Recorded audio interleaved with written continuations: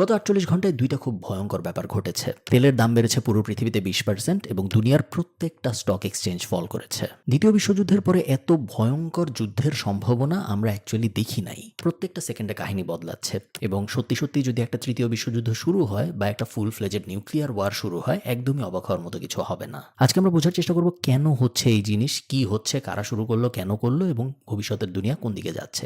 চলেন শুরু করা যাক। আচ্ছা, এই ভিডিওটা রেকর্ড করছি জুন মাসের ১৪ তারিখে। এটা বলে নেওয়া জরুরি, কারণ প্রত্যেক সেকেন্ডে এমনভাবে কাহিনী বদলাচ্ছে, আগামী ১ ঘন্টার মধ্যে নিউক্লিয়ার ওয়ার শুরু হয়ে গেল, অবাক হওয়ার কিছু হবে না। তখন যেন আপনারা আমাকে না বলেন নিউক্লিয়ার যুদ্ধ শুরু হয়ে গেছে, আমি কেন ওটা নিয়ে কথা বলি নাই। এই কারণে আমি ডেটটা একদম স্পষ্ট করে বলে দিলাম। কাহিনীটা শুরু হয়েছে আজকে থেকে ২ দিন আগে, জুন মাসের ১২ তারিখে। ইসরায়েল মোটামুটি হঠাৎ করেই ইরানের বিরুদ্ধে স্ট্রাইক করে বসে। মিলিটারি এক্সপার্টরা বলছে যে এত যত্ন করে স্ট্রাইক গত ৪০ বছরে কোনো দেশ অন্য কোনো দেশের বিরুদ্ধে করে নাই।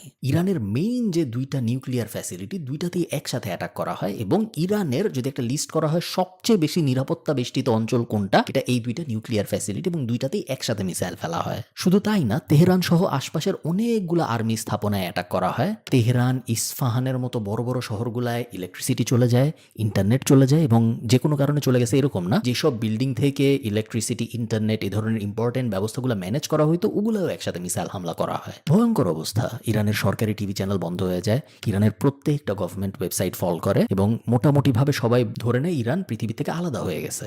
শুধু তাই না, এইরকম সময়ে ইসরায়েল ইরানের এমন এমন ইম্পর্টেন্ট মানুষকে অ্যাটাক করে মেরে ফেলে, সব কিন্তু মোটামুটি একসাথে হচ্ছে ২-৩ ঘন্টার ব্যবধানে, যে এটা কল্পনাও করা যায় না যে এরকম এরকম মানুষকেও ইসরায়েল আরেকটা দেশে বসে মেরে ফেলতে পারে। মোহাম্মদ বাঘেরি ফর এক্সাম্পল, উনি ছিল ইরানের আর্মির চিফ অফ স্টাফ। অনেকটা আপনি কল্পনা করার জন্য বলতে পারেন যে আমাদের আর্মি চিফ, যে তাকে আরেকটা দেশ যদি এভাবে হঠাৎ করে মেরে ফেলে তাহলে যেরকম ঘটনা ঘটবে এক্স্যাক্টলি ওরকম ঘটনা ঘটছে, বাট আরো অনেক বড় স্কেলে। কারণ শুধু আর্মির চিফ অফ স্টাফকেই মারে নেই, একই সাথে অনেকগুলো নিউক্লিয়ার সায়েন্টিস্টকে মারছে, একই সাথে আর্মির আরো অনেকগুলো মানুষজনকে মেরেছে এবং প্রত্যেকেই ভয়ঙ্কর নিরাপত্তা পাওয়া মানুষ।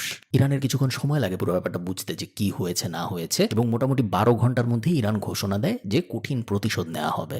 এর আগে এবং আপনারা আপনাদের জীবদ্দশায় যত যুদ্ধ দেখছেন, আপনারা খেয়াল করে